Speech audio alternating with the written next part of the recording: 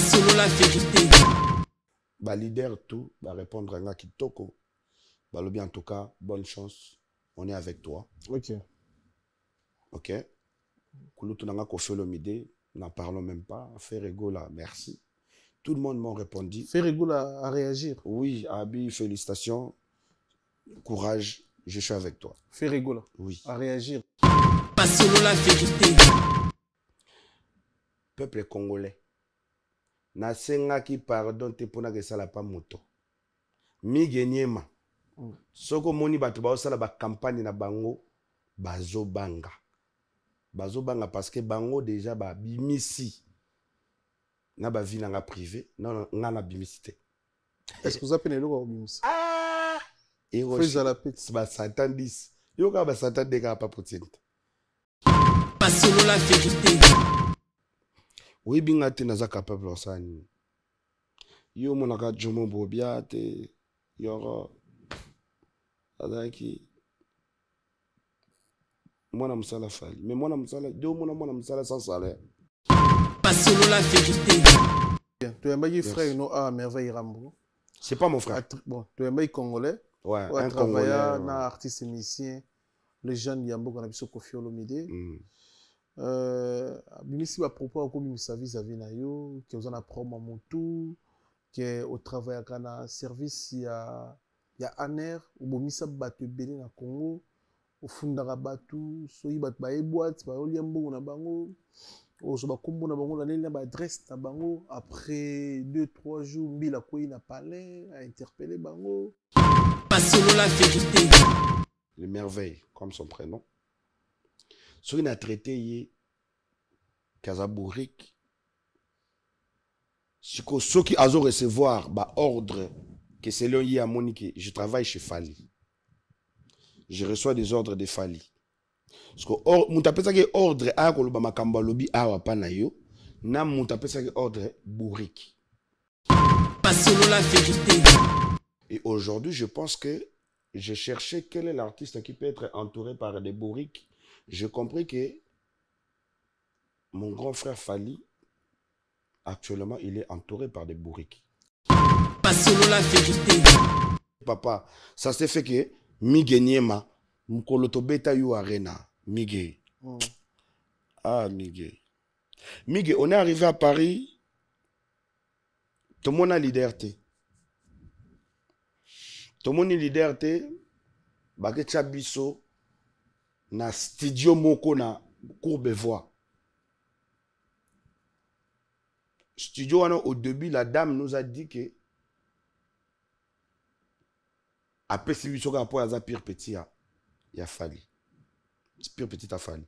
Mais avec le temps tant to mona ke pour toi la fongo la moko. D'abord on nous met dans un petit studio on a le bano hein. Na la so grandeur studio. Au moins peut quitter ça. Carré où il y a une marche pénona le studio plate faute toi 5 personnes. Maintenant laisse-moi te dire quelque chose. Yogangaye. Na 5 personnes de taba koti to kotika ba bagage. Au moins fauteuil na on des abos. Ce que vous avez na moi fauteuil moi mula indiana. Donne des fauteuils oh yo so bo gumbia moi mukebo. Et ko comme mbeto pour na 2 personnes mais jamais 3 personnes. Alors ils ont ibu ezaka fauteuil à pamba. Donc, c'est quoi 5 personnes. Ah, on a monté dans la ça c'est quoi ça? On a monté dans la comme ça, ah, mais non, on a monté dans la ah, mais yo, le papa, yo, bat la photo. En cas de conduite sans contrôle technique, vous risquez une amende de 135 €. Le contrôle technique conforme des véhicules tout type, essence, diesel, gaz et hybride, camionnette 3,5 tonnes, s'effectue au 436, route d'Andrézy, 78 955, carrière sous Poissy. Centre de contrôle technique automobile. Hello Control. Ouverture lundi au vendredi de 8h30 à 12h30 et de 14h à 18h. Samedi de 8h30 à 12h30. Réservation email helotech78@gmail.com. Téléphone 06 03 57 47 16. Votre centre de contrôle technique automobile, c'est Hello contrôle technique chez Bob Kintantu, Mwana Mboka. Nalia na ngaba mbisi na ba restaurant belé na ye na Mambo Galaxy na kuti poisson tala mbisi pe ya mwana te haza minere te haza mukolo ndoboko liango familial botondi mbisi basangisa na crevette kaka ya mbisi basangisa na makemba basangisa na poivron basangisa na céleri basangisa na pomme de terre basangisa na munganza donc mbisi azu vitamine bazali susu na ngulu bazali susu makayabu brochette oto bengi kamundele mayebo ndo biloko nyonso mboka pa Galaxy Mambo tozolia c'est Mambo Galaxy azosala pana bana mboka yango wana congolais pona esika oyo kolela or ke ba congolais toyebani osali 6 mois bobundi na propriétaire tie musapena liso mais Galaxy Mambo 8 ans quel restaurant isa musikate.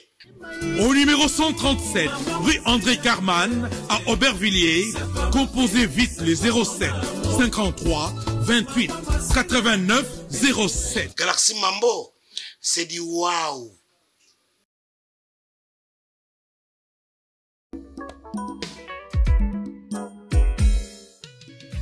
ON Multiservice, organisation Ngozulu, avec l'artiste peintre Gozen Matuidi.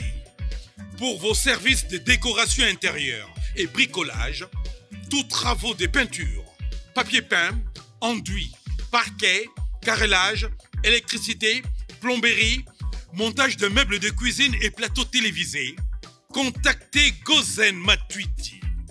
Service designer, tableau de peinture, portrait, création des logotypes personnalisés, service sérigraphie et autres. Un seul contact. Les 07 58 58 10 72. Le travail professionnel dans le strict respect des règles de l'art. Avec l'artiste peintre Gozen Matuidi, le pro.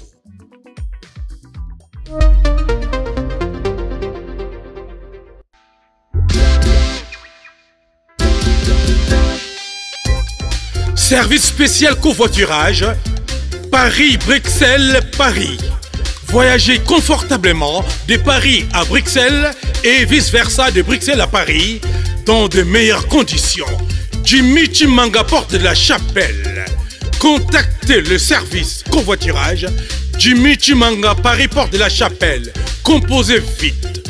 Le plus 33 7 87 76 95 65.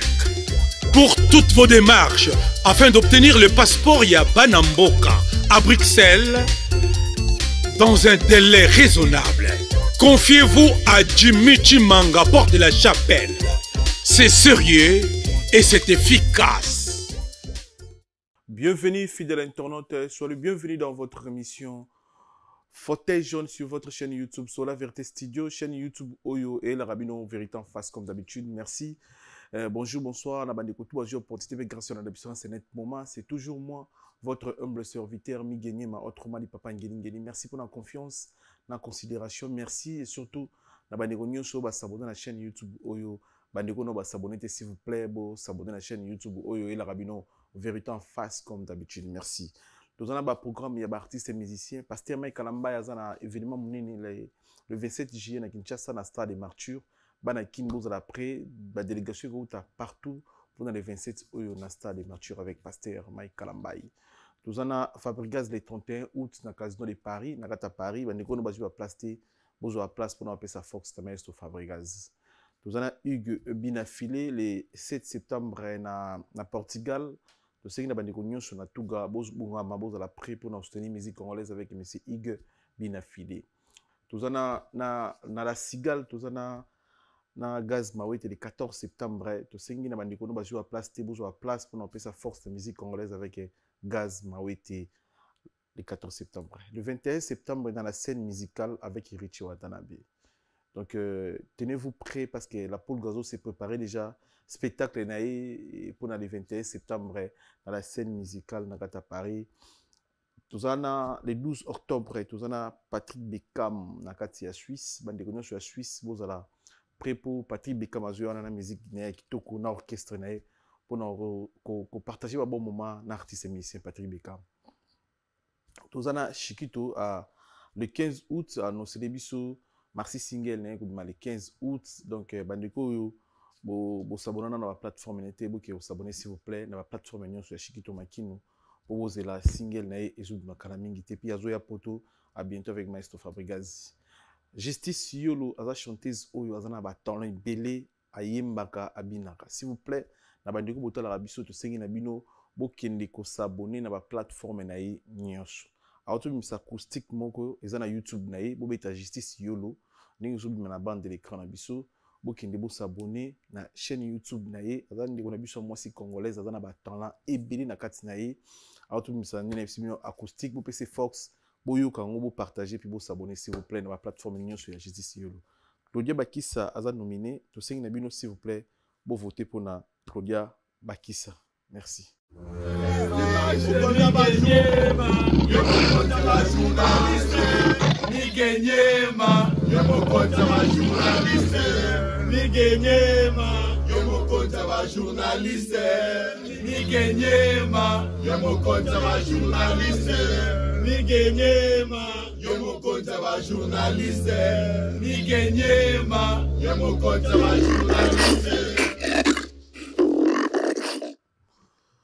Yorobo Swag. Bonjour, bonsoir. Bonjour, bonsoir. Bonne santé. Ça va, hein? Par la grâce de Dieu, tout va bien. Voilà, tout va bien. Va tout banda. Tout bungisa papa na biso. Papa Sidiki Diabaté. O abota grand star atiki biso na mokola lelo. N'importe so un message au relancer na ba ndeko na biso na Mali kuna posa na moi. Vous ba siège belé. Et puis na Sidiki Diabaté sur la télévision. Ouais. En tout cas, notre papa, notre baobab, notre icône, notre légende, pas seulement du Mali. Une minute de silence pour le papa Toumani Diabaté, le roi du Kora malien.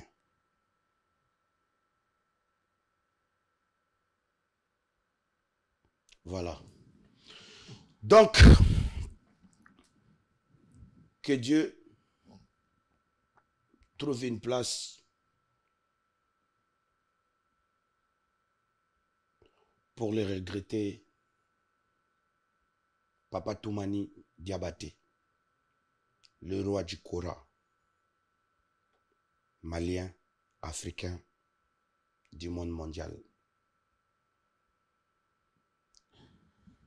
Et puis, mes condoléances à toute la famille biologique, commençant par la veuve mère, en passant par Bala, Ahmed, Sidikiba et Jelika Diabaté. Ainsi qu'à toute la famille, ainsi qu'aux amis proches. Actuellement, Samba Bacheli, à Kinshasa, son cœur est en train de saigner, car c'est l'oncle de Sidiki. En ce moment, Thierry Tshisekedi et Batoulignan, Nyan Nyangadou Fatoumata, double bonbon, sont en train de pleurer. Car la présence de Sidiki Diabaté à Kinshasa était invitée par Thierry Tshisekedi, le frère du président. La fraternité qu'il partage avec Sidiki, c'est grâce à lui-même qu'on a pu faire une très belle chanson la première dame, où Sidiki Diabaté a chanté, Maman Denise Nyakero a chanté, Amida Kamere Chatu, Sidiki Diabaté a chanté, Maman Ngouli de Brazza, Sidiki Diabaté a chanté, toutes les premières dames d'Afrique, ainsi qu'à Maman Dominique Ouattara, etc.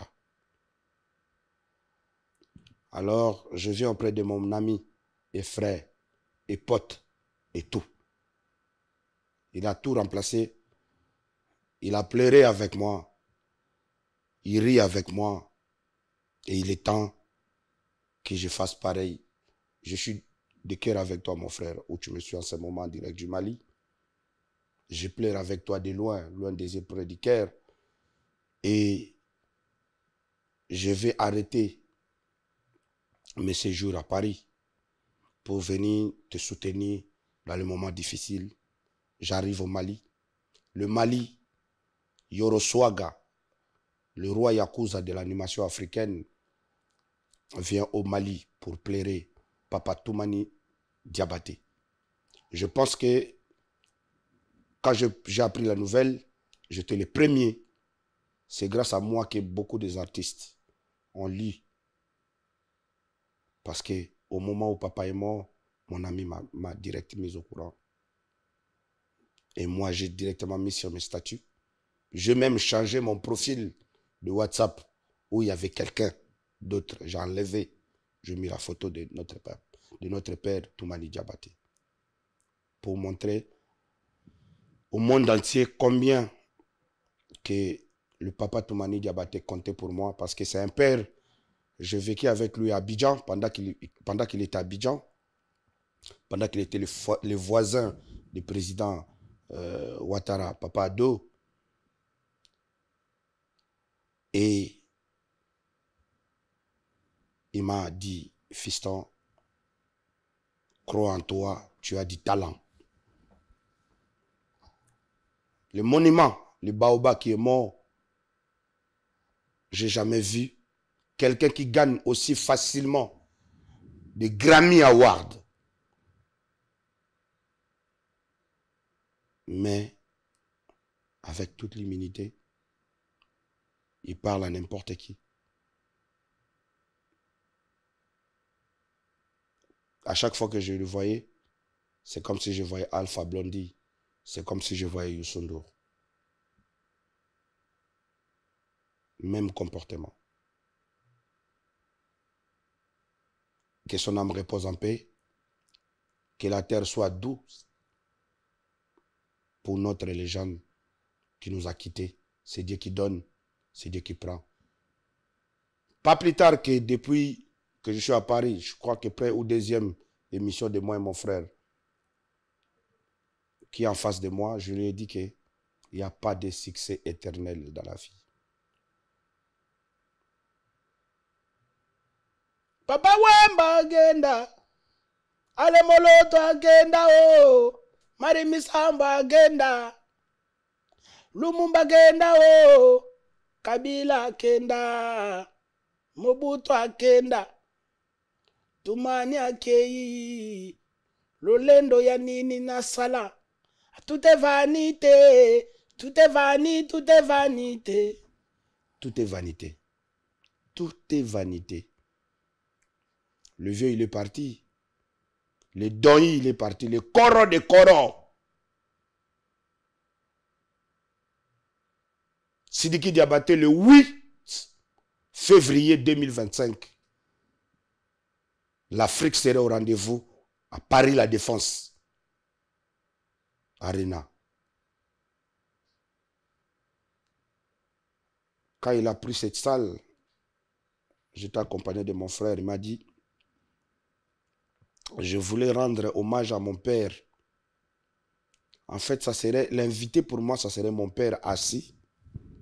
Et je suis en train de décortiquer tout son passé dans l'art. Je vais immortaliser mon papa. Alors, comme il venait de faire Bercy, plus de 24 000 places, il a dit, je vais multiplier ça à 43 000. Et mon père serait à côté en train de me regarder.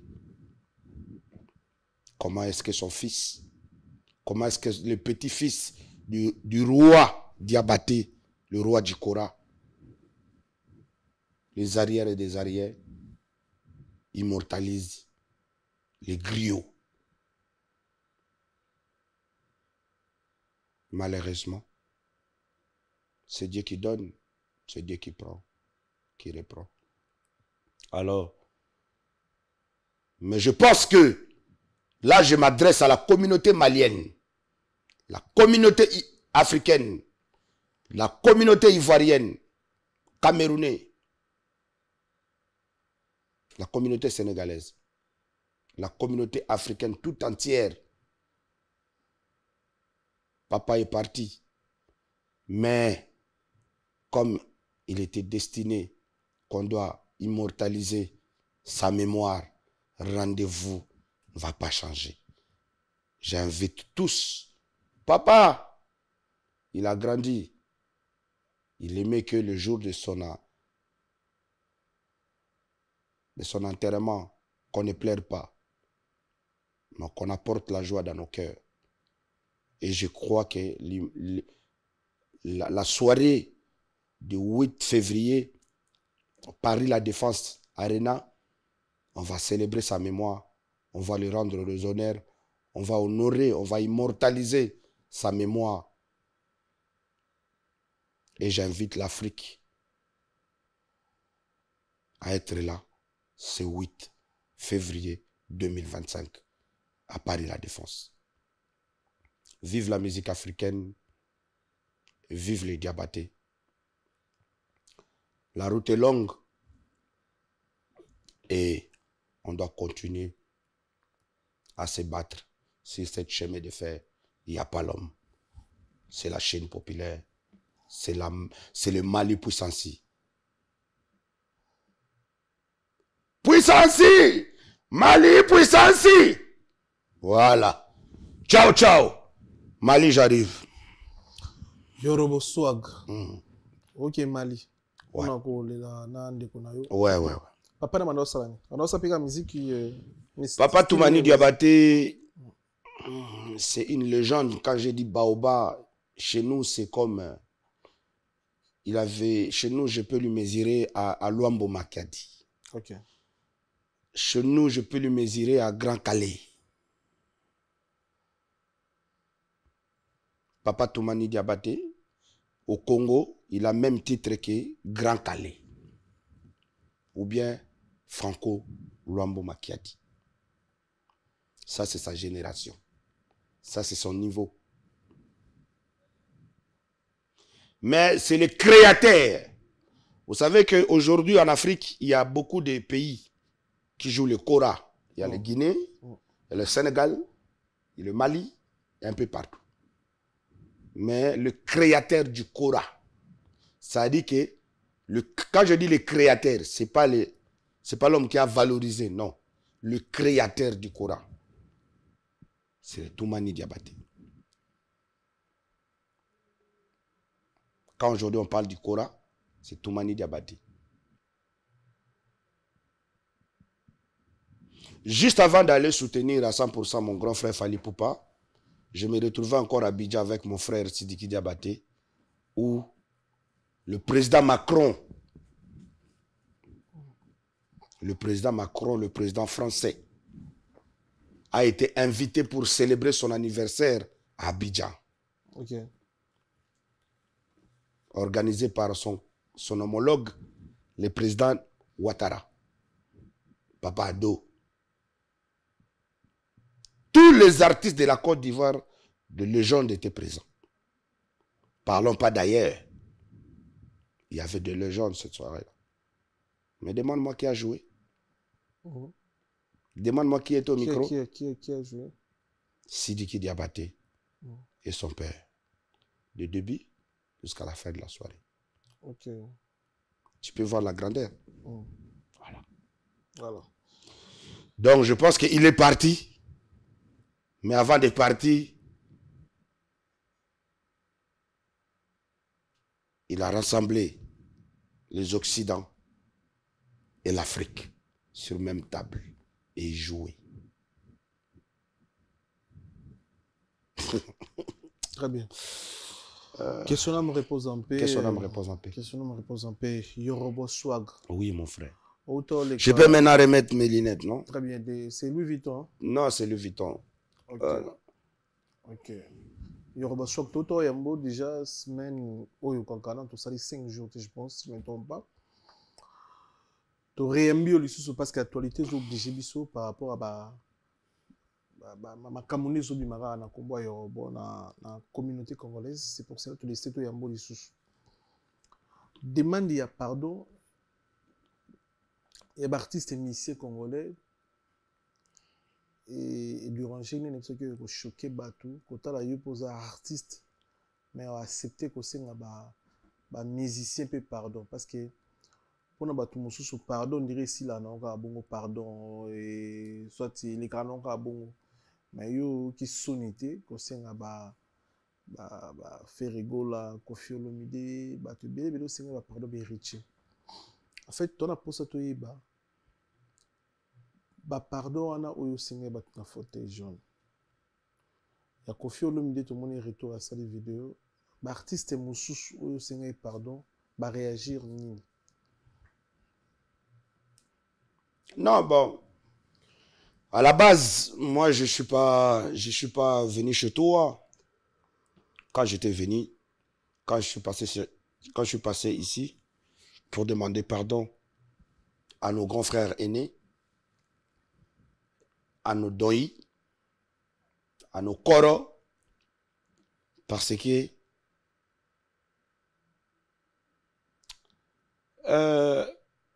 Miguel, vous savez, la musique, tu dois être dans la musique pour comprendre qu'est-ce qu'est la musique. Milliers, Peu importe, tu dois être dans la musique pour comprendre, pour décortiquer la musique. Beaucoup de gens sont dans la musique, mais ils ne savent pas qu'est-ce qui est la musique. Beaucoup de gens pratiquent la musique sans le savoir qu'est-ce qu'est la musique. Vous voyez? Il y a d'autres, c'est le don. Il y a d'autres qui ont appris. Parce qu'il y a d'autres que la musique, c'est inné. Et puis, il y a d'autres qui peuvent, genre, exhiber, pratiquer pour chercher de quoi manger. Miguel,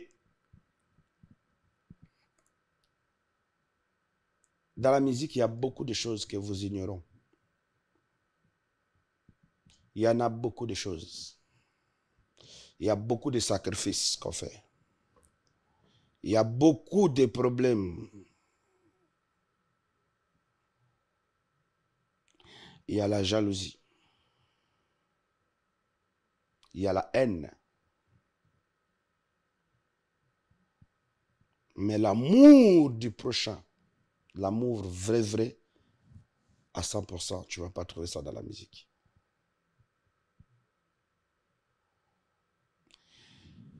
Beaucoup des artistes que vous voyez en travers vos postes télé ou aujourd'hui on a le digital, etc. ne sont pas les mêmes personnes en vrai. Ça veut dire que d'autres sont là en train de prêcher l'amour en travers leurs sons, leurs chansons, leurs tubes, leurs albums. Mais au fond, lui-même n'a pas l'amour pour quelqu'un. Lui-même n'a pas le respect pour quelqu'un. Lui-même n'a pas de considération pour des gens.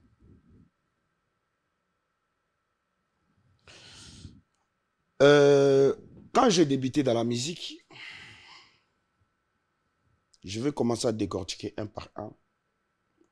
Parce que aujourd'hui, la musique là que j'ai pratiquée, c'est ça qui a fait de moi ce que je suis aujourd'hui pour être devant vous. Si j'étais toujours un Kadogo qui n'avait pas voulu d'aller étudier, que j'étais tête dure de rester dans l'armée, je n'allais pas être devant toi, Miguel. Je n'allais pas développer ma tête. On est d'accord? Aujourd'hui, j'ai beaucoup, quand je regarde ta caméra, j'ai beaucoup des amis Kadogo qui sont restés dans l'armée. Ils sont des généraux. Tu vois le chef d'état-major, le général Christian Chiwewe, que je salue. Pasta. Moi, je l'appelle Pasta. Je commence à te citer. C'est un Kadogo. Tu vois le général Pierre Kakapita. C'est lui qui était le chef de la sécurité des Raïsi. Aujourd'hui, c'est un général. C'est un Kadogo.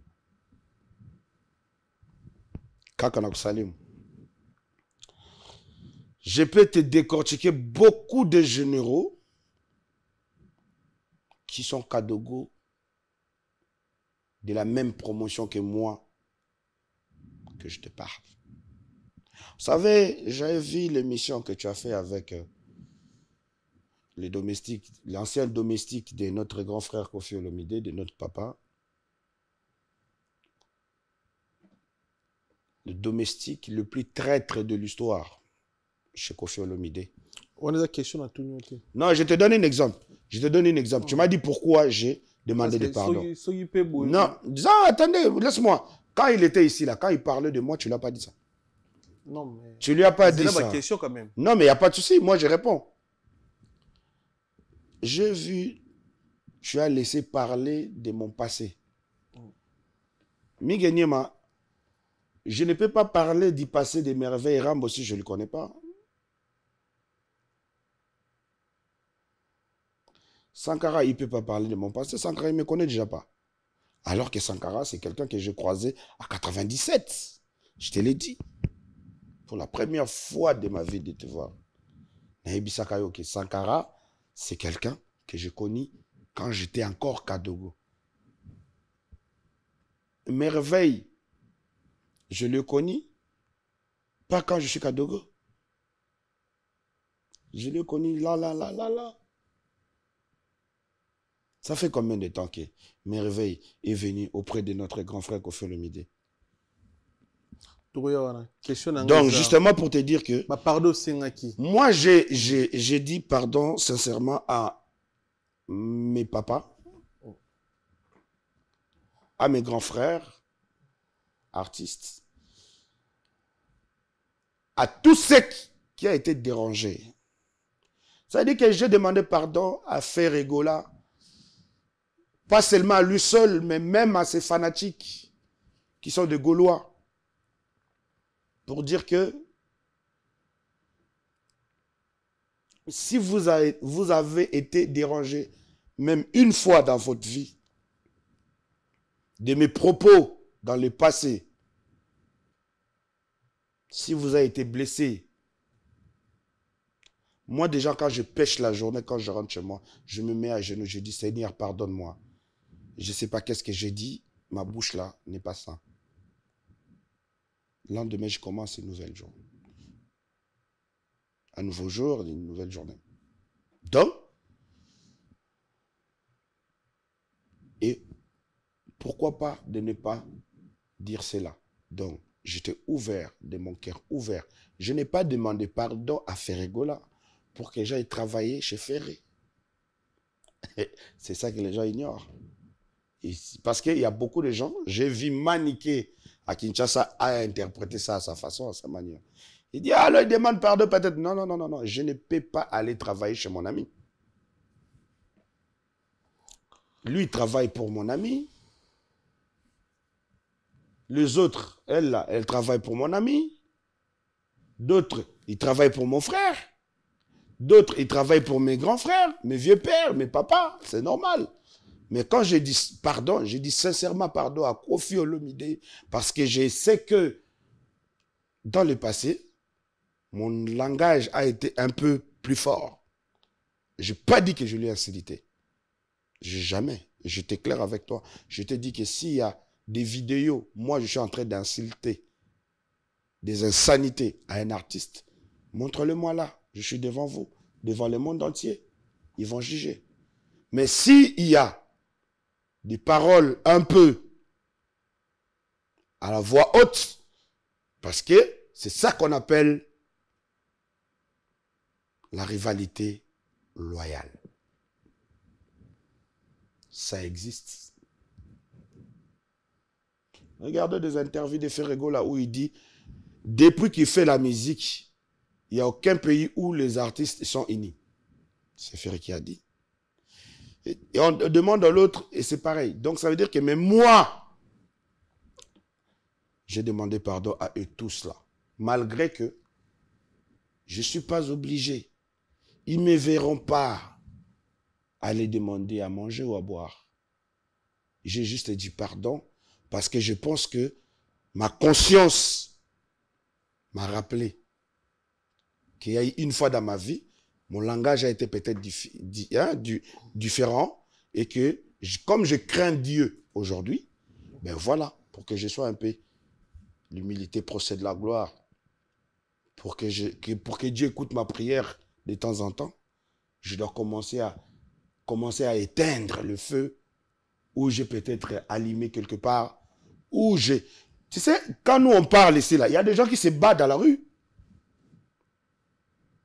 Batu babundi, bazokisani. Pour eux, alobi, te, wana nuyo pe kuna te, batu babundi.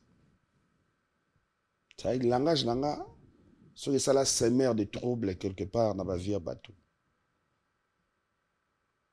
Pour nous défendre, mutomoko quelconque. Alors, nasengi bango ba pardon. Nasengi kulutu nanga kofiolomide pardon. Nasenga ki kulutu nangai Weranson pardon. Nasenga ki kulutu nangai Ferregola pardon. Nasengi ndeko nanga héritier pardon. Alors héritier eza pardon pona ndenge ba spiritas ba betsa maga mabaku ke héritier azosala 1000 anges 1000 démons. Bercy a boit qui album mobimba mais na suka nango asilisi musalate album pe bimite a longwe. Yom tu longola kaiti. Selon le monde. Selon le monde. Selon les fanatiques. Mais yom tu elara Mexico pour la production. Selon les fanatiques. Ezanga mutuna longolisa Bercy et pas héritier. Selon le spiritas. Alors yango na ye na expliqué yo. Ngai naza ami. Nakolo bakuta amité. Naza connaissance parce que c'est pas mon ami. Ami, bako différencier amité. Ça veut dire que oh tout salaka, tu es bani na biso te zaka likolo donc ezala ba photo benga ngo connaissance.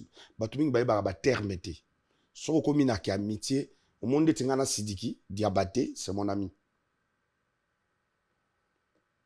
Au monde batu ba salinga ba vidéo anniversaire, ba binanga joyeux anniversaire, yoro swag etc. etc. Tant Sidiki Diabata sali, alobi joyeux anniversaire mon frère et ami. C'est des choses différentes. Alors,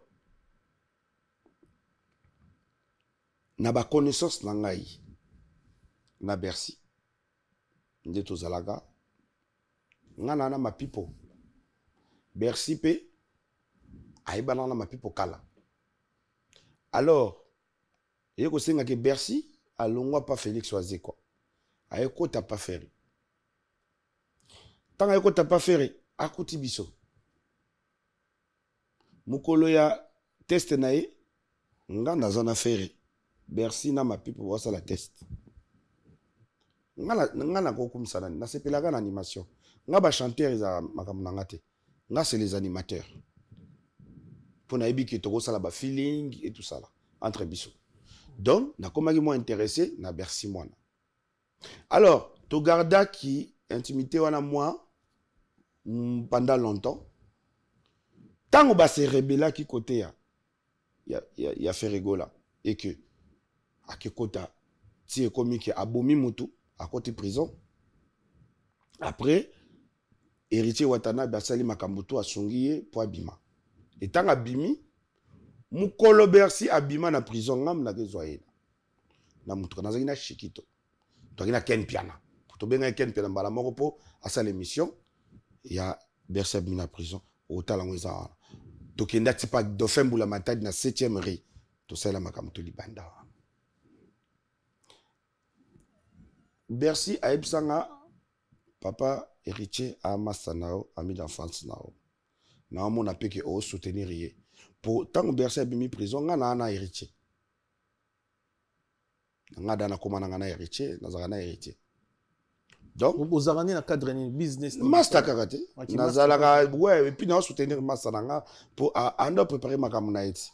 Na soutenir na makambo belé ngai héritier kenda ba voyage belé na kenda na héritier na soutenir yepena Masana obeta na braza na ke braza na ye na zupi hotel nanga na zupi makambo nanga na soutenir master na tout zupi ma création na créé donc on est artiste en tant que artiste master na ya master nanga sko ya tango na mbila pongana héritier to yebalinga na mbila ye a mwana wa ke na classe abano musique te ngape na musique te to yebana hors musique tant héritier côté musique na ye ngana oka mbila na bani pe soutenir masala ngana ko kende ba makambo na ye titi et puis après to limwani parce que nous on devrait être démobilisés et etc. Donc héritier Watanabe tant Bercy epsinga ke fona na mona ki na fona héritier comme bisinga na prison na ocha ipo na makambo na epé na boke la eta na album na ye soki pe asoli bien na tikali kana mouvement nga ebisi d'accord sans problème asala ka makambo na asala ka vie na ye abeta ba concert na ebele ake makambo tout na soutena na betela bino même le sola tête tenda yawa marche salaki tout ça là au Bercy ayaka ko gratter moi eloko sina ndenge tukomaki wana donc sikoyo Bercy mwana tokomi na confinement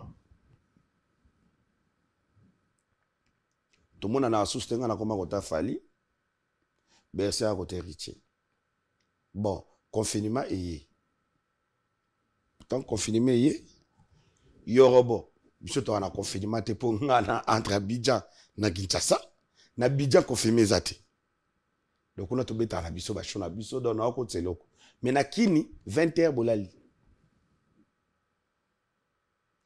parce que moi na maya monika que non Moutonanga a vivre master na kokate mais yo kokate nde no sala pa Moutonanga papa na kokate Joanna soki toza avandika moi quelques journées na Kishasa to sali 2 jours à répétition soki a kepoto abosani biso nyonso donc de confirmer salama kawa banda kenda tozo souffrir voilà Bercy mwana tozo souffrir et puis album en open na mona ngozaka ndinga keba pe na mona ke ambulance bazo soutenir ye trop koleka ngai nga pena ba soutenir ngati yo muto zaka na ba patron soko créer ngati ngai na kokati OK na ki monter ma passe nabi héritier voyage ça fait combien de temps abi papa ba 2 mois yango tokende moi sinanga na zemi Fabota fona changer palais car yango na bomelaki mutu wana donc ba ekangama na parquet na makolo ngoni a raconter ka makambo belebele ngana bi a pas de souci je vais voir ce que je vais faire na créer à ta patron moko boye a dépanner na sens wana alors et ko sala parrain donateur Tetendai à Salsi Marche. Paix à son âme, Roger Kalala, beau-frère à Tetendai, Nanga, Nanto, tu m'as comme la biso, la boîte soana, Balamoko, Nega Toti Botatoko marche. Donc, tu ziga ba plan, na ba car. Tu se changer biso ala, bakare dans la biso na sima, biso to tambola. Tu longo ko banda pena, 7e miri, Tito Baluki, lingwala Tito ke, gare centrale pa vena biso Tatsimboko na baoba descente wana ndesala milaki na betela ko pe lisolo na kutara ki pe na kulutu na ngai buro pela ayaki pe asara makambo na ye abina ki pe bakoko wele na ye ayemba ki pe ba agoyana ngalelo aguna madana kiri azu pe mo eloko na epate Tetendai po izaika ka soko zu micro Tetendai ai batutu balia Natala boye Bercy comme linga papa ndeni na ville na RTG. Ngabi oh biso to na marcha to sisi to na baoba. Oh na ya nabi yaka ku tudor ndo banda ole lampiaka teda za wazo panza. So simbika micro meke bapo CVBH na Chari Rubenga baza bakonzi nao. CG na badan na bino baza. Na président de la terre donc soko ye salaka ko ye ba marche lo bakaka na luka yorobo. Place ba ya ko l'action pe nga na zande place teda za na table là. Nga na fadika nga Ted na Roger Kalala beau frère na. Donc Bercy epeka na slogan wana. Mais Bercy yo zota na te chef na équipe na luka yorobo fala pe nga lo na luka yorobo. Ça va yorobo yana vandi kona na Ted sala olongba. Ba chef ne ba ebisi. Nga kuna ke na bité fana pe ba boboma. Na chele kiti pembe nanga table à Ted. Yo bi kandenge Ted azamu ta retirada azamu ta spiritas président donateur de la marche il y a ba spiritas Bercy c'est fait ça public ko boaki babiloko ne wana boaki babiloko na wana oyo elekaki da pa héritier tout a boaki Ted ta c'est 1000 balles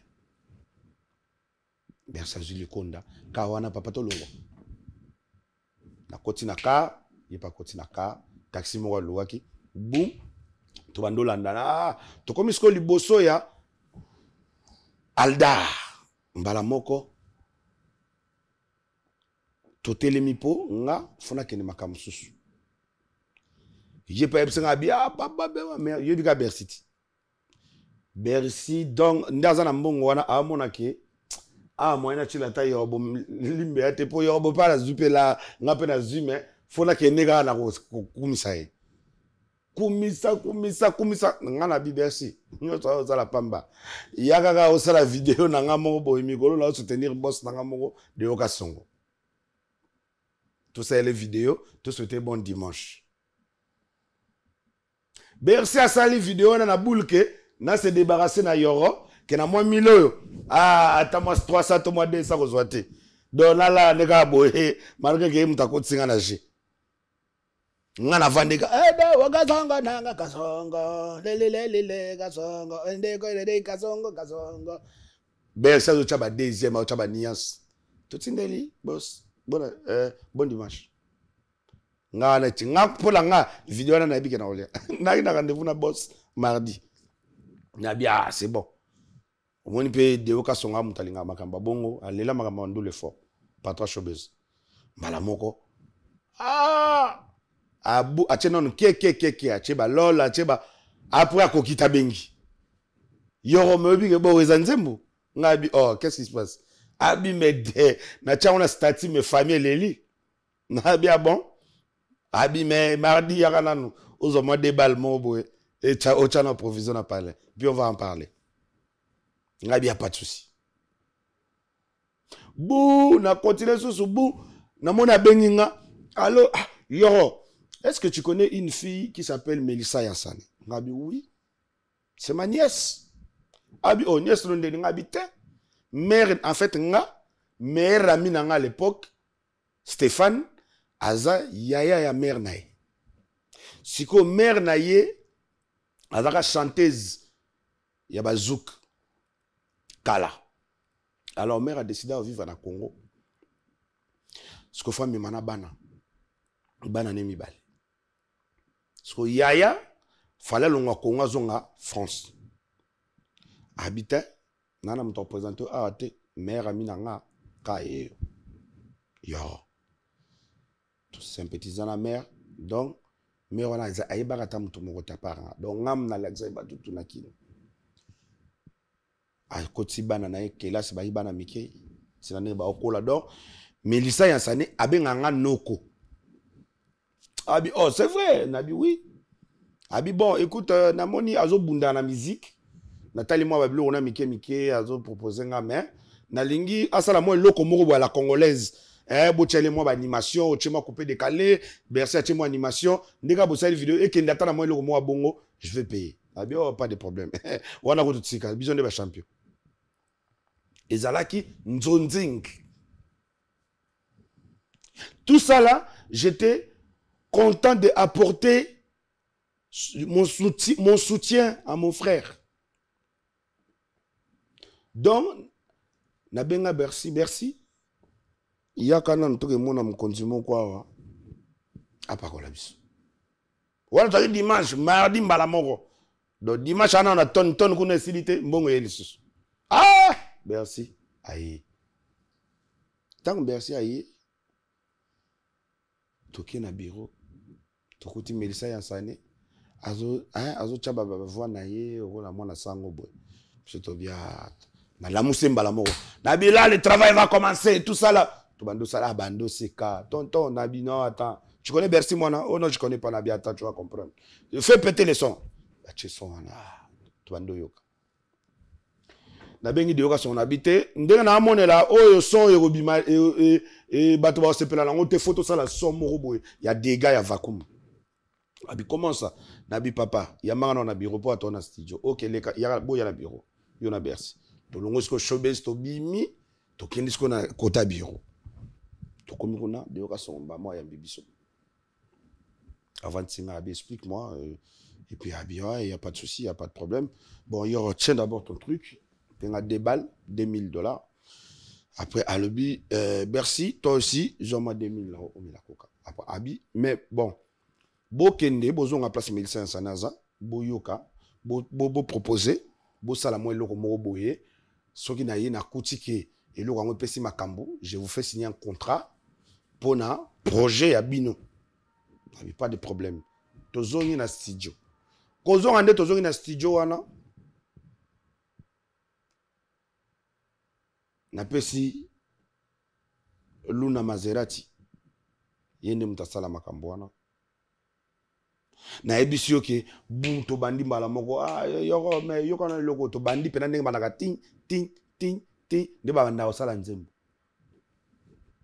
Mungu ekoti pilipili ekoti nini bo instrumental ekomi moi bien nga comme na maître ya ba son nga la kola na makambo na kola na mon frère na kola te mon frère oyebe loko so mutalegi na ndaku na awa na ligablo na yo oyo na bureau na yo awa pour aya koloba no ba n'importe quoi pour faire plaisir na qui que ce soit tango oyambaka nga oyambaka une personne de vrai qui vient pas te raconter des salades. Oya ako salelo, nga na ebi makambo ba musicien typique. Nga na koli na musique urbaine. Na vi na nga na za oyi po na mbeta katolo ki na tikala ozala complexité et puis mutabimi sa nga ite. Eza na musicien moko te oya za kola nga na minito awa, oya bima sa mutu te azati. Donc ndeto oyamba nga bo oyamba mutu moko bima ye moko. Bato tout babima pas bato. Sauf bato nde batindika bato. Gaz Fabulous. Babima ye moko. Te? Ba un père babimi bango moko. Te! Wana selon yo, na boyo kota na likambo. Iza lisolo na bango te tika. Mokolo to betaka lisolo, omoni Gaz Fabulous c'est mon petit frère. C'est mon petit eza mwana oyo aye na zuye boye. Na ebisi porte à la gauche, porte à la droite, porte à likolo, porte à la se.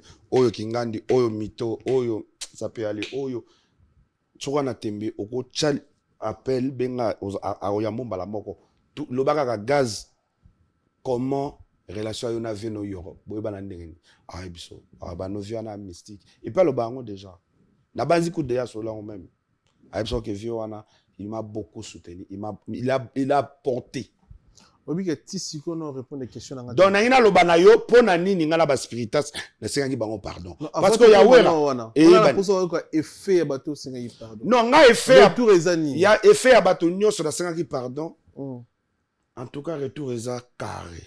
Ba leader tout ba répondre nga kitoko. Ba lobi en tout cas bonne chance. On est avec toi. OK. OK. Kulutu nga ko fait le midi, n'en parlons même pas. Fait rigola, merci. Tout le monde m'a répondu. Fait rigolo à réagir. Oui, Abi, félicitations. Courage, je suis avec toi. Fait rigolo. Oui. À réagir. À réagir. Na parole c'est Kofi Olomide. Mais na ebissioté. Kofi to mon vidéo. Oui, mais Kofi rigolo la pena komelinga. Je suis avec toi, courage. Donc, je suis avec toi, courage. Mais on a expliqué bateau. En fait, bon, j'y vais bien. J'y vais bien na kutu ba bengi ngande pena. Je même piana azaka entouré à bande konanga propre. Trésor Banzana Patrick Adogoti. OK. C'est mes propres frères. Ba onde ba manager na.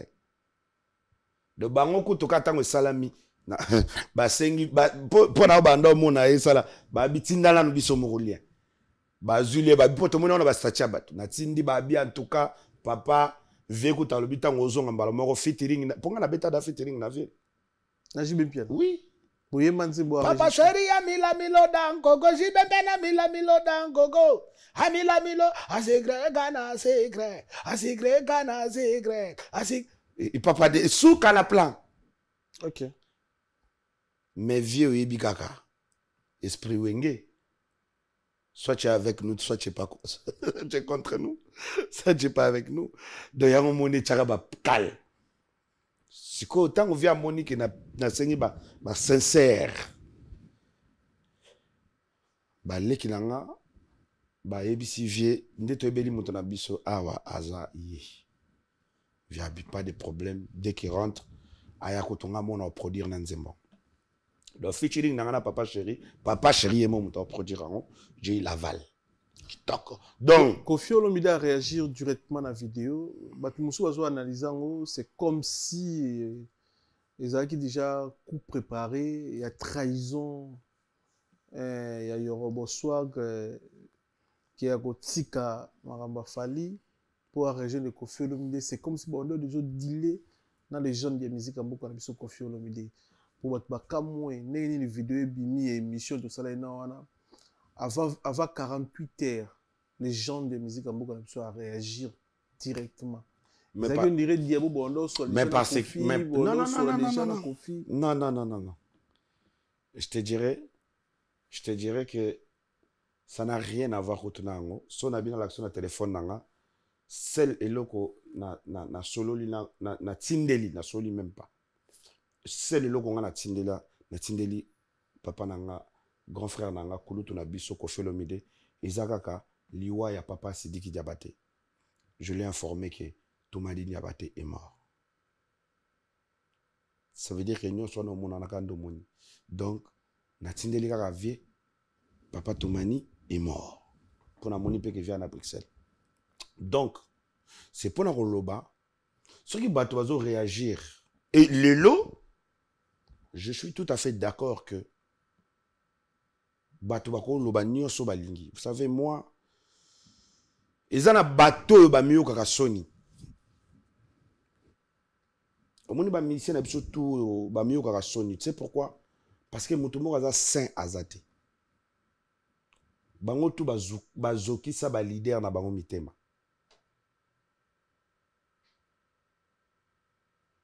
OK.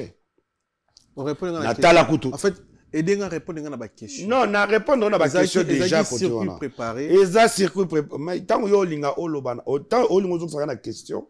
Ezo bima loko la moi question. En fait, désolé pour te dire ça. Mais même toi-même que tu es là mon frère. Migenyema, tu vas trouver ça c'est banal. Parce que j'avais dit ça avec toi. J'avais dit que moi je ne peux pas quitter chez Fali. Fali Obalobakake, le patron, le numéro 1, Nanibwe, Vejoga contre mon péché, elle est nino, elle est nini, à la mundo, Nalongwa awa, qui est aboyé, et puis n'a pas mouto azaboyé, nase. C'est le bango. Ok. Au moni, ils ont un sens que baba de expliquer, ok, non? Au moni teke, ils ont qui cop na bango, yaka mission, yangwana qui a salibwe. Il y a des rencontres à rencontrer. Ngana sengaki bato pardon pas pour aller travailler chez eux. Regarde-moi bien mon frère. Nalongo li maneti. So lingi pena chande bato ba prêter serment dans la gauche ou à droite. Na droite. À droite. Peuple congolais. Na sengaki pardon te pona que ça la pas moto. Migenyema. Soko moni bato ba osala ba campagne na bango bazobanga. Bazobanga parce que bango déjà ba bimisi na ba vie na privé non na bimisité. Est-ce que vous appelez le gars bimisi? Ah et la petite ba 110 yo ka ba 110 ka pa potente nga kutu na okende kutata na vie privée te kaka na muziki nga nazana oyebi ke nga nalinga makambo ba vie privée te nalinga pena ba vie privée te non voilà c'est pas bien naza mutu moko naza te musicien to sur la musique voilà to sur la musique omoni ti bango bazo sala makambo ya ko tcha ba vie privée ya ko fingila nga ba mama ya ko fingila nga famille ya ko fingila nga oyebi ngai te oyebi nga te naza capable osani yo monaka Jomo Bobia te yoro azaki mwana musala fali mais mwana musala do mwana musala sans salaire parce que dans l'état l'état congolais a quoi l'état français te toi na poto vient na biso mopa ba funda ye soit disant que abandé ko futa ba musicien te soit disant so ba biloko tout ba kosela ka vient na biso obi vient na biso ya kende na justice pour na yango de bolinga pena lo ba ke ba futa kanga te mais ba preuve ezaki na sala nga moko na yepa na bino na lobby ke na yaki na bando sala pona bino te et puis na joie salaire na bino te nga mo na mi lobeli libino elo kute ko sauver bino yango wana mais bon nga bo forcer nga ndeti ke na ebelo ko bato bazo lukata nga na ndeko na nga to sala ka ke ndenge nini oza na Paris bandeko no ba na Lyon bandeko no ba na Bordeaux bandeko no ba soki wapi na ebiso te nga na yaki na yeka ko sala album na ngai lelo oyo soki bato bazomona fali pour pas eza pour travailler na étranger fali pour pas akomi wana pour azo travailler na étranger manager a fali aza camerounais o mususu aza nigérien ba producteur mindele réaction ko fit toza donc ngai na limite na omoni ngai na limite tozongaka c'est comme si on donne balongola makambo ya ata mwana migenie ma réaction na ça concerne personne on monde to vaninga nao soit bato ba yoki to na ngwa koloba toza na bato to na makambo ko sala te pour te plaire bato nous on n'est pas là pour plaire les gens te plaira bato plusieurs fois on a gagné quoi toi et moi c'est le respect so nga na yeko sengo pardon yo lobi te senga pardon parce que ozana ba intention mususu mais etali yo devant Dieu il a vu que bino bolinga pena nzamba abeta kake bozo luka bomona karma parce que quand tu crois pas à la parole de Dieu tu as un problème tu appliques les problèmes à Yoro tu as un problème à Dieu maintenant. Moi, devant Dieu, je te dis pardon, mon frère. Si j'étais offensé, pardonne-moi. C'est tout. Très bien. Moi, si j'étais offensé, pardonne-moi. C'est tout ce qu'on m'a appris.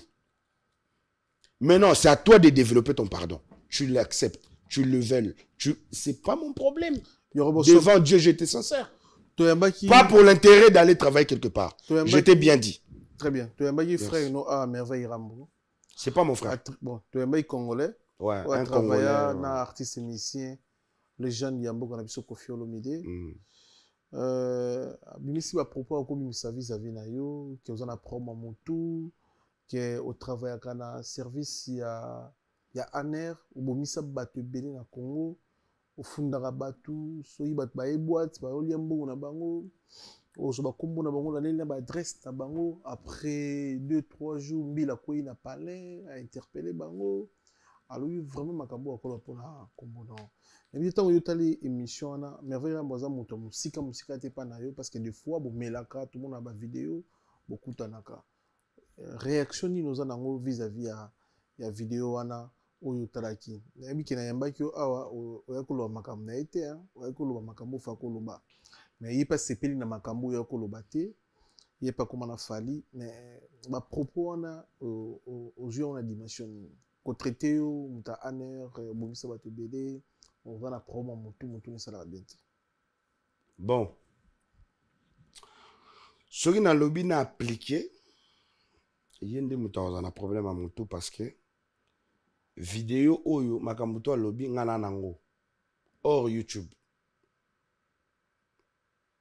donc na zupe na vidéo eza ko la arme lourde na bombi mige omoni soki bato musu ba comprendre ka vite ba ebi pe droite Et aujourd'hui, je pense que j'ai cherché quel est l'artiste qui peut être entouré par des bourriques. J'ai compris que mon grand frère Fally, actuellement, il est entouré par des bourriques. Non, on peut permettre de bon. Oui, puis na lobby no boy. Dans la TV artiste Non. Aza bien entouré na bano babotama. Non. Aza entouré na ba congolais. Oebi pourquoi? Parce que quand le monsieur à qui tu me parles, tu as dit que il est venu parler de Fally face à moi alors qu'il n'y a pas son nom. Vous savez, aujourd'hui, s'il est interpellé à l'État, on va lui demander, messieurs, présentez-vous. Il va se présenter en tant que qui? Il n'a pas un fiche de travail de Fally. Respectons-nous. Je retire si je dis il est entouré par des bourgs. Mettons d'abord ça à côté. Mais si je vais reprendre ça, tu vas pas. Non. Vous savez pourquoi? La manière, non, mais Zélana, nous tiko boka bateau. Mais entouré. Papa. Au salera pas mutuana te. Au mona mutuana, au poussana pembe na sur plus des années. Ngana auto tika mutuana même pas un mois. Yo lingo apprendre nga qui est dans son entourage. Calme-toi, reste en tant que journaliste. Kotanga ba komba bateau te. Tout tika ba komba bateau en dehors. Mais retirer quand même. S'il te plaît, ça me concerne. C'est pas toi, mon frère. Ok. Ça me concerne. Ce qui a traité Merveille Rambo. Bon, Merveille parce qu'il n'est pas de la famille de Koffi Olomide, ni qui que ce soit. Il n'a pas d'identité. Je ne sais pas son nom de famille. Le Merveille, comme son prénom. Ce qui a traité Kazabouric. Ce qui a recevoir ordre que c'est l'un qui a moniqué. Je travaille chez Fally. Je reçois des ordres de Fally. Parce que moutapesa ke ordre a koloba makambo lobi awa pana yo na moutapesa ke ordre bourrique. Parce qu'on a longue makambo entourage na bandeli. Mais Merveille ça l'a pas Fally te? Non mais attends. Ngai na ça l'a pas Fally te. Balobe likamba Fally na mutu XY. Yangani nakati. Combien de makamba Merveille Rambo na Koffi Olomide tango a trahira ki Koffi yo benga ta na appel pour tout na avinanga yo monaka nga na yakiawa na mbala moko tango ya minga mbali boso na mbala bona ko lobela makambo ndenge Merveille Rambo abima très pas vieux mon pao yo monanga makambo wana ça ne me concerne pas parce que déjà Merveille Rambo chez moi azako la muntu moko oteka maya oleka. Donc, il n'apporte rien dans ma vie. Je ne le considère pas. C'est quelqu'un qui ne me connaît pas. Et il est encore allé plus loin. Il y a Kocha Kombo, il y a Moutakufa. Les regrettés. Quelqu'un qui avait dépassé l'amitié pour moi. Donc, au moins, Nathan Atangeli ba généraux. Oh, yoba généraux. Lélo, avec fonction. Moko na bango o yatanga ki kombo a utako kufa boyebi histoire nae le général qui était assassiné chez lui Delphin Kayimbi. Oyebi pourquoi tant na ebi si ok désolé pour le propos qu'il a pu tenir parce que moi ngana mona yango mwana musala ya mige nyema akoyi ko ke finga mutu libanda ba otake yete ba otake mige. Quand Kindingu il parle, les warriors n'attaquent pas Kindingu, ils attaquent Ferré. Quand nous à l'époque on parlait, les gens ne nous attaquaient pas, ils attaquaient Fally direct. Bachebisoka Kana. Na lien. Le Congo c'est ça. Le Congo a toujours été comme ça.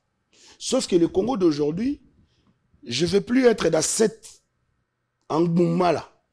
Je ne veux plus être dans cette boy là. Moi, je ne veux plus être dedans. Merveille Rambo, il est devant toi avec tout le... Ça, c'est un pays de droit, la France.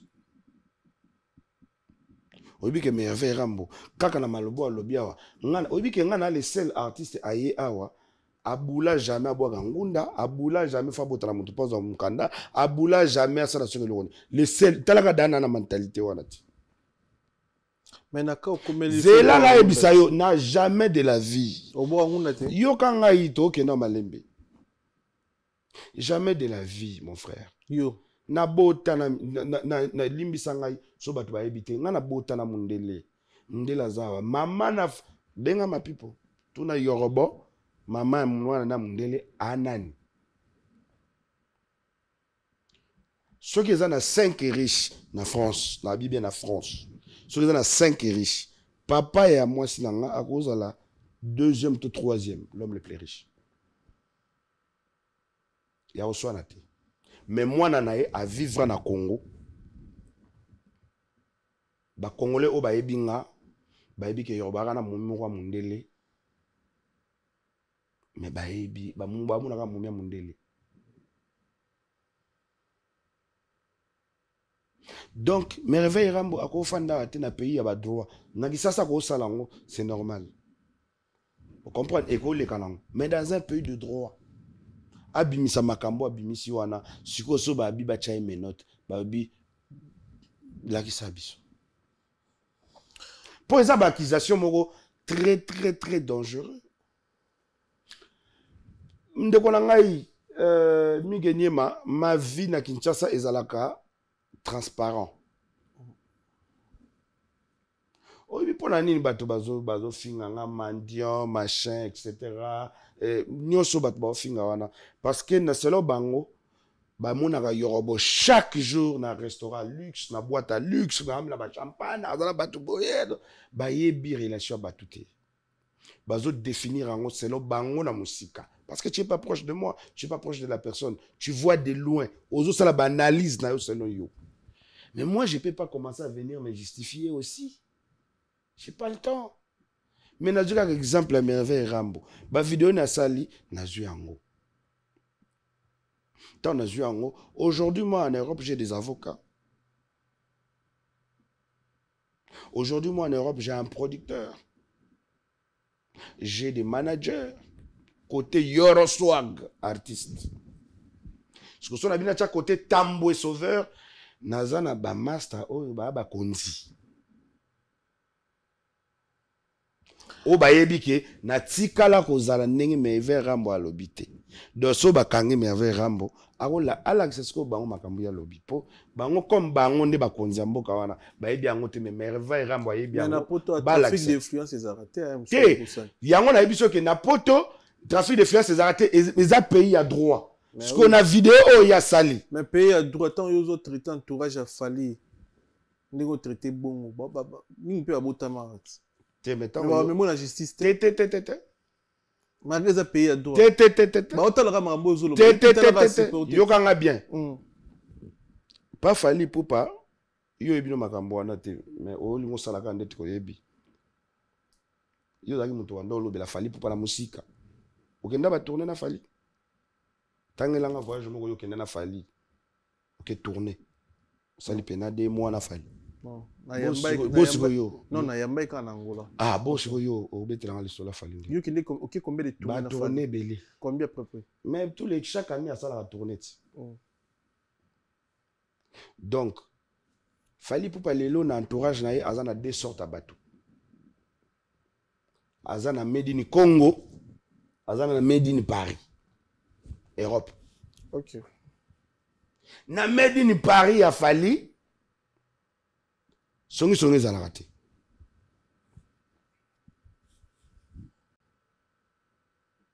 Je reprends encore une fois.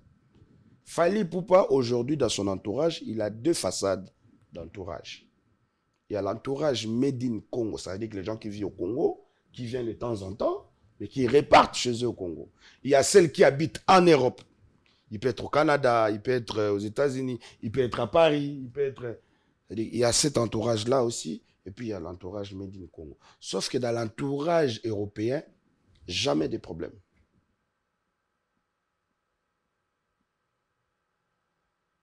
Parce que leur tête est intégrée. L'entourage de Made in Congo. I'm sorry, ma'am. Que de futilité. Que de jalousie à 2 balles. Mais que de haine qui a pas de façade. Entourage jamais dit Congo. Bah, que le jalousie par rapport à quoi? Ce qu'on a besoin d'expliquer, bah, que la jalousie par rapport à quoi? Au moni, boyo qui ba audio o ebimi lelo. Il y a Petit Fally. Boyo qui ba audio monte, il y a Petit Fally. Okay. Petit Fally. Aza mwana oyo na zui na balabala. Donc, bah, que le jalousie par rapport à Petit Fally. Zela to bandoke malembe. Tu réponds à la question. Non, yokanga na ipso ke na ke no malembe. So bina na répondre mbala moko tozo na iloko te. Po obina na répondre mbala moko répondre so mbala. Tant que yo ba ki bazo trip. Yo otuni nga question. Ouais. Ba osa ba yo que le répondre na par rapport ya nini. Oh c'est la réponse. Alors c'est nini ndaku ni sombi o ba. Ko c'est jalousie ça rappelle ba. Non, papa. Jalousie pas entourage ya staff afali ya Congo eza pona ndaku te. Eza pona ndaku te eko za la pona moto. Jo moko boya kota la presse. Asolika na presse, asolika na yorobo jonga ki. Ba presse place mo ba invita ki. Mutaka asolika na presse, asolika na yorobo, c'est bon. Vous savez, Miki Nyema, je vais te dire qui me combat. Nga mutu na kenda na ba 4 chemins. Pas Fally Ipupa. C'est un grand frère qui a soutenir na voyage aka na mona makambo via osala na mpanzi na pena osala makambo na mpanzi na bon je vais porter mon grand frère à cœur na okota makambo na tout. Et c'est pour la raison. Yo kangai. Oh décide bon. Mais yo kate papa au moins quand to bandela ka loba moko oyebi ke yo sala na ba émission c'est comme si ozalaka na 4 émissions no mokote. Mais otunanga eloko awa na première émission s'il vous plaît. Mais toi awa autre comme sur la 5e émission. Dona bandela. Na zela. Parce que toi sala ba émission. Yo kanga na ba commentaire. Mais faut kozala. Non. Tout tanga na ba commentaire ba réaction sous ya ba. Tika makamba ba commentaire na ebisaka yo ke. Avant nga na koma pembe na Fally. Nazalaka pembe na Werason.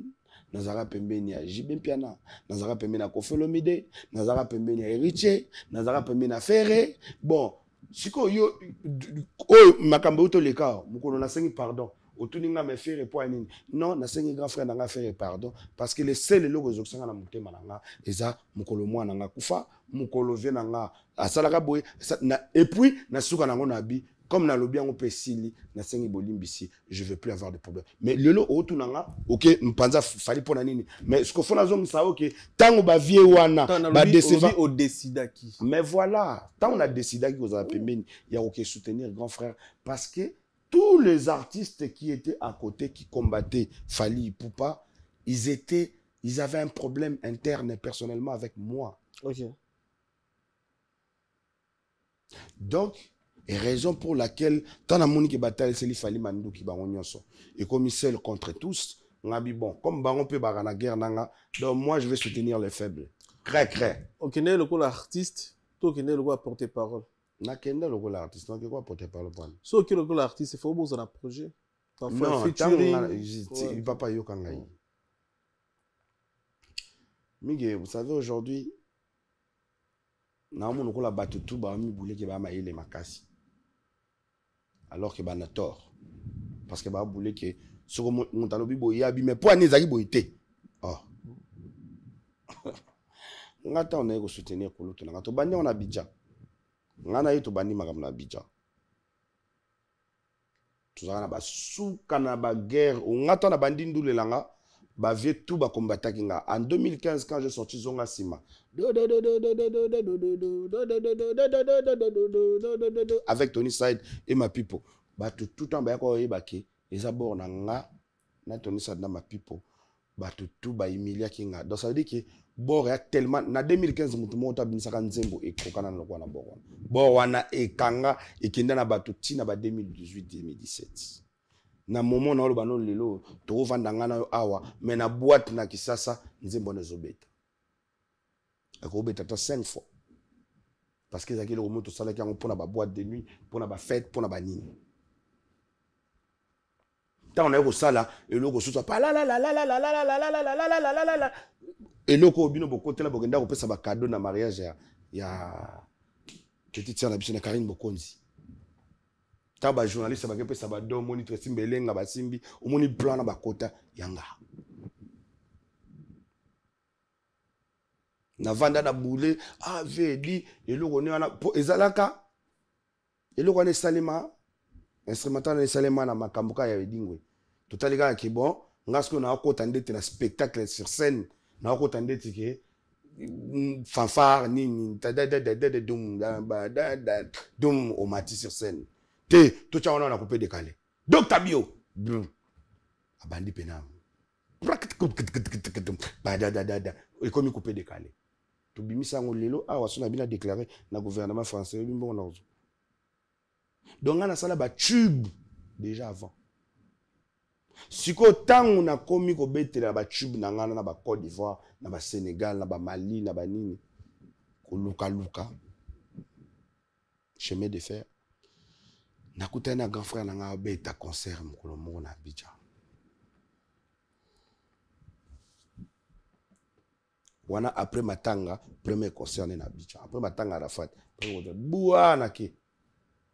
Besengande yo baya. Talaka Côte d'Ivoire na koma na bato. De taba moni déjà ba bien Arafat la muki. Une zalaka bon. Président Yambanga kitoko. Je vous présente le Yorobo congolais, il s'appelle Yoroswag, c'est un de l'incarnation de DJ Arafat au monde. Babetelanga seben ngakona ngaba sebente. Brrr dum.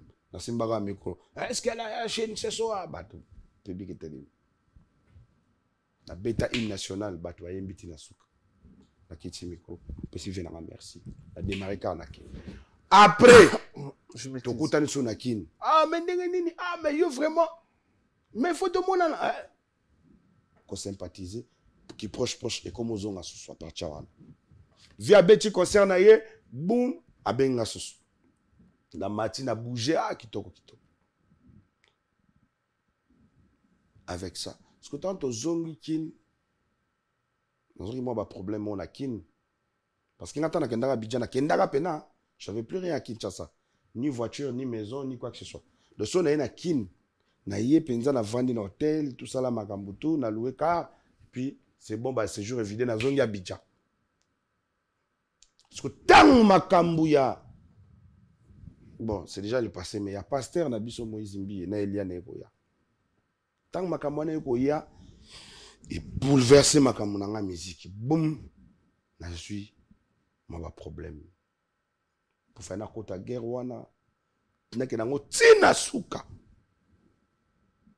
Tant n'a que la guerre, on a tina souka le dossier, l'État congolais a classé le dossier. Ok. Donc, il n'y a plus rien, c'est bon. Le temps, si il y a des gens qui sont donc, le temps, si il y a des gens qui sont et comme si keba. Bato mingi yo bandoze la yo manini. Olimbisi bango déjà, monsieur bari na à fond na ba projet. Olimbisi bango dans ba projet comme qui keba. Donc, on a besoin qui réchite pena blague après.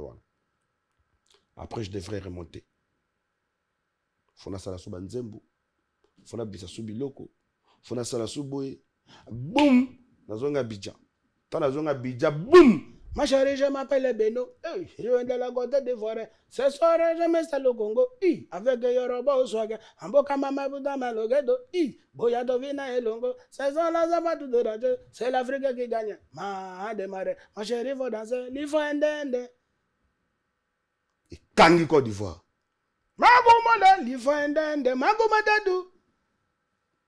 Papa ba millions de vies na ekozonga sur scène. Tant na zone isko na comme déjà pire petit a vie na nga to mona na trop.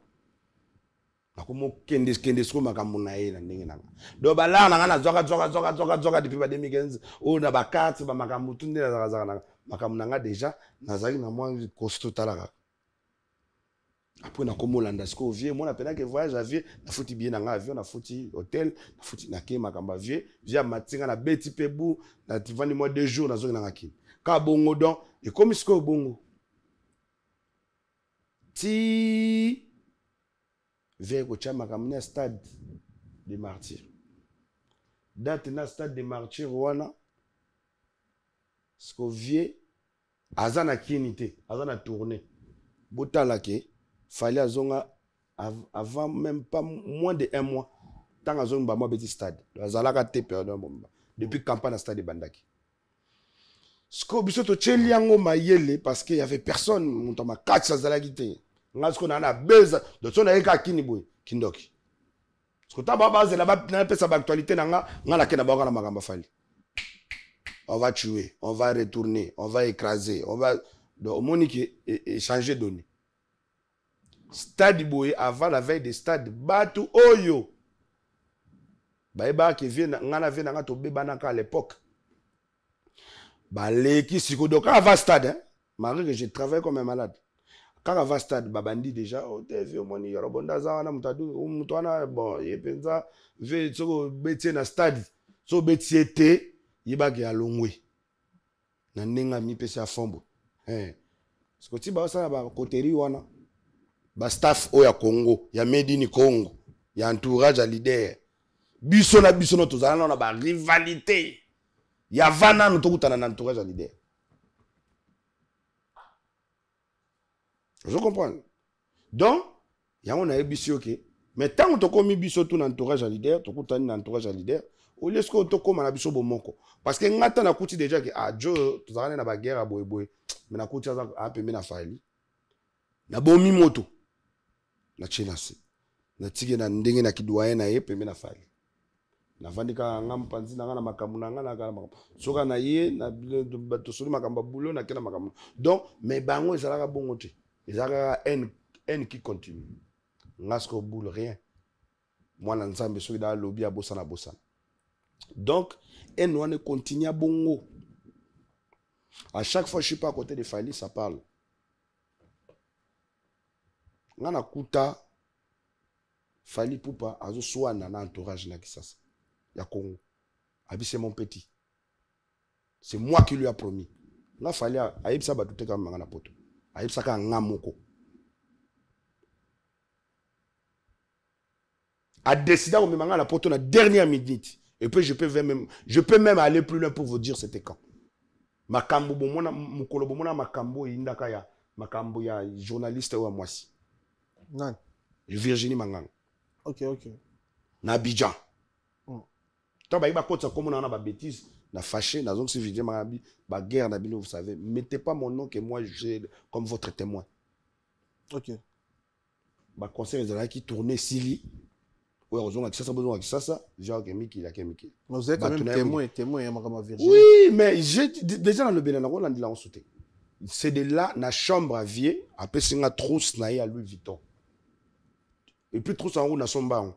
Pour na mona ngo pa na eta na mona na sepe na la mabe, mona ba trousse à Louis Vuitton za na deux tirette. Hein, za na deux tirette boye, ba tchaka ba biloko kwa mso ba tondeuse ba nini ba biloko mike, ya nzoto ba mafuta ba tout ça. Après sanga yango, après sanga na koli moko boye, ayipsinga oyo kende pesa Crocodilasso. Na palais. Donc c'est là on a palais. Ngana keno miki il après na ozonga kini. Donc mais ayebisinga. Je ne vais pas mentir. Ngana beta ngamuko la beta vie loko yangwana. Na ibsa vie. Ngane na boye. Funa boka bord. Changa po. Abizana ko pio. Oroboa ka bord. Na memo Mikili. Na memo Londres. Na memo États-Unis. Wana jour osenga Fali featuring. Wana muko. Na ibso ke to na kata chambre boye. B50 tomatinga na B50 a pisi B50 valise munene nga pesinga lokwana muke a bisinga nde na ebisi via bi de t'inquiète tourner à dégâts petits non mais mo Paris to kebeta na Londres non mais mo États-Unis et puis bokoye na pesi au fit papa obi Fali tanga ebisanga makambo na mona ko ba comédie ebisanga mutazalate B52 B52 te B52 tomataki na chambre ne bapesi sac à Louis Vuitton ya valise akiti akiti botikali bino mbala biso de kaka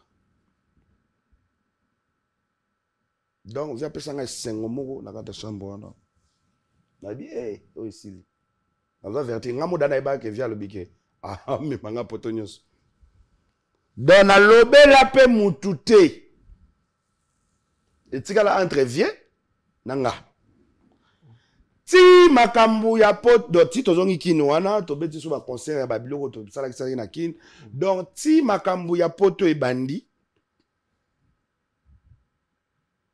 via bandi ko sonde bango est-ce que toko mema yorobo pour makambu ebanda ka ke petit fali muto ok poto comment na ngazala kata via bando sonde staff toko mema yorobo ote presse mema na petit fali na misu na nga via tuna mkolmo na petit déjeuner atuna batutu toko mema yorobo bala na misu na nga batu batonga ngate batu entourage na ye ba ebisa ete ye azela nanu voyage mususu oto mema na petit fali wana nga mona na yoka.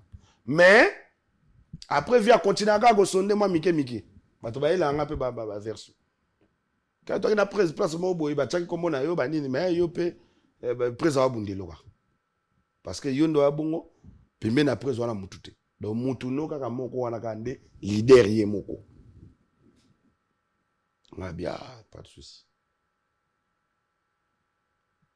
na tout na B52 à privé na bi B52 ah leader a tout na bino so ko menga poto na babina yo boya abi papa na groupe wana so de 5 balobite ngala ozanga mo ba wala et data do moni 4 babi yo bo baksan mais tous les 5 babi daté so ngana bo na sande donc na comprendre que mutu na ngai na pas fali yaka imo fali na jupe ba garde pour vous payer ordre de faire imo fali. ok et le riche encore yango na comprendre ce que partout on a mutute faut na zwa ordre ya imo fali. ok donc makambo banda déjà wana nga pe na komo bendana kinga fali ou rien donc atali kambo ça fali doit m'appeler alors yango na ebiso ke n'entourage ya fali ya poto coup de chapeau trop de bisous trop de fleurs na zona problème na mutute basala pe jalousie moko te bas la jalousie ni ba mona ke oh batukutu ba benga nga ba yoro mais toi les jours que tu viens en Europe mais donc bazo feli ba qu'est-ce qui est la communication ba la poto très bien yo asi fait moi nga ba boule que yo communication ça là c'est important ai bien d'abord qu'est-ce qui veut dire communication ai valeur dans ngota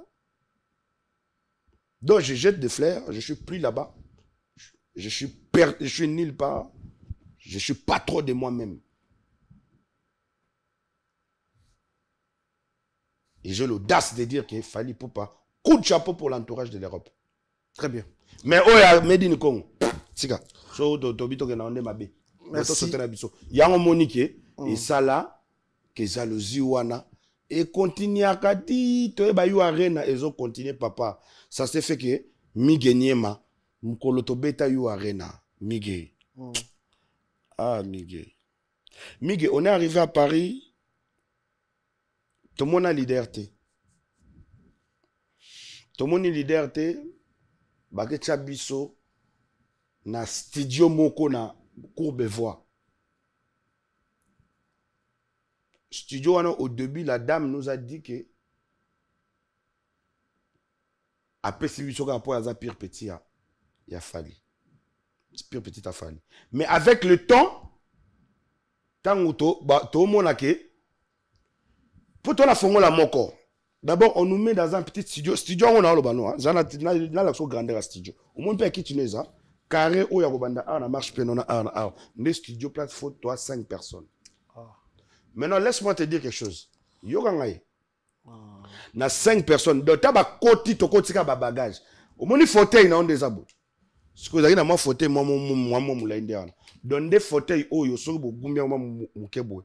Et ko comme mbeto pour na 2 personnes mais jamais 3 personnes.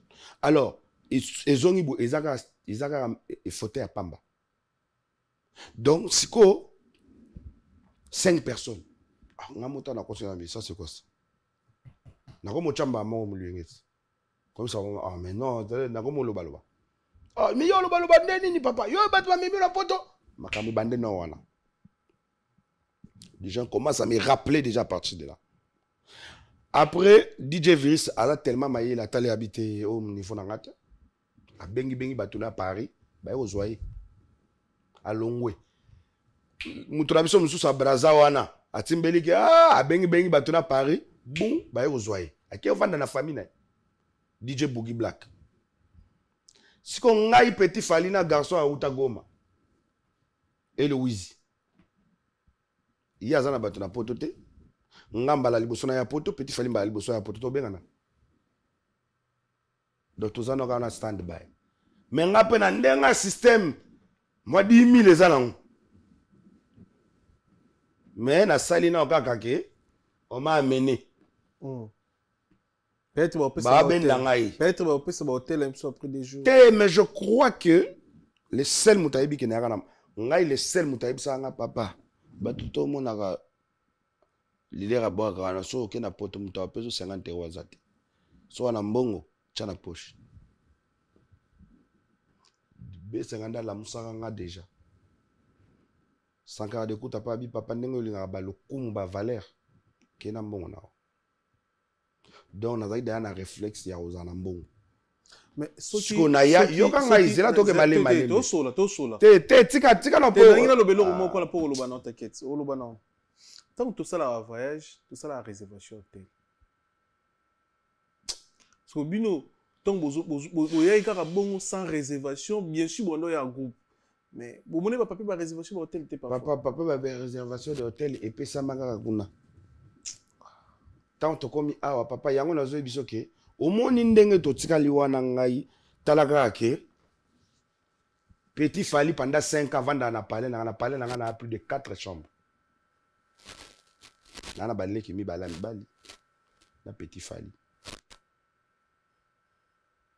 donc nana palais ya ba chambre belé ya on mona ki air moko ya on moninga na vanda na mapipo 10 ans ndako moko à part wana o artiste nanga mususu abeta koboya yo pa si na la belle nanga yé pa vanda na palais nanga moko 10 ans donc na zwaka ba master nanga na ibiki na palais nanga gaya na mututé to vanda na petit fali to tuzuye pe ayepe ko fanda.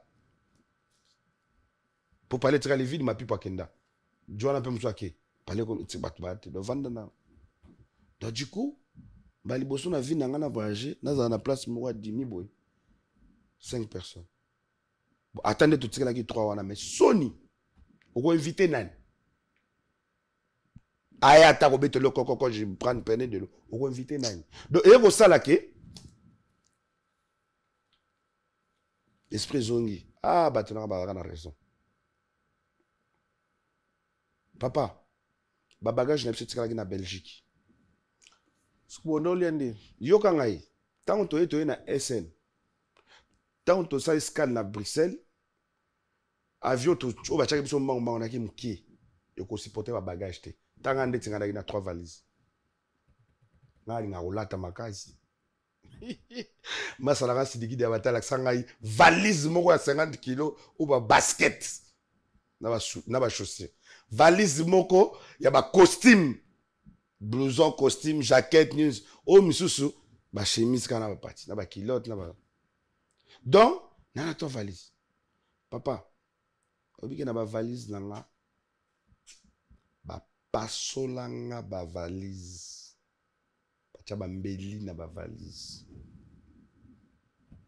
na seka obiki tinga na yaki wana na na mbongo te nazaka na $400 na $400 na poche. Mbongo no sonala bana ezaki na kata ba valise. 10 000 wana. Tant on a vertige.